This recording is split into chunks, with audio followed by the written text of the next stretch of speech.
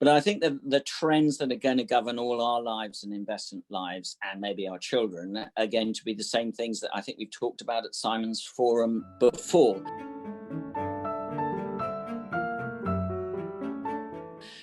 Namely technology, penetration of technology, demographics, and relative aging rates around the world, I think is an important point. And then politics and monetary systems. And I think, Jeremy, you're leading to the fact is one of the key questions for investors is how long are we going to live with this extraordinary low levels of interest rates?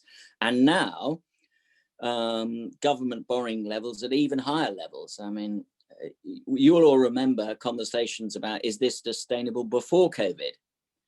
But we've now added another, well, the Americans have added, I think, 15 to 20% of their GDP in terms of COVID bailouts. The Brits aren't far behind. It varies from countries across the world.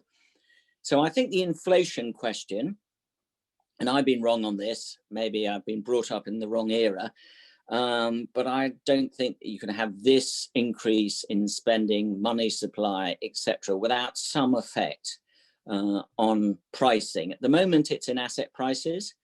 I don't think it's going to happen in wages for a bit because there is spare capacity, inverted commas. But I suspect in democracies, there's a sort of toleration for a higher level of prices than there would otherwise be. And so I think investors, to your point, Jeremy, how should people think about the next 2 or 3 years?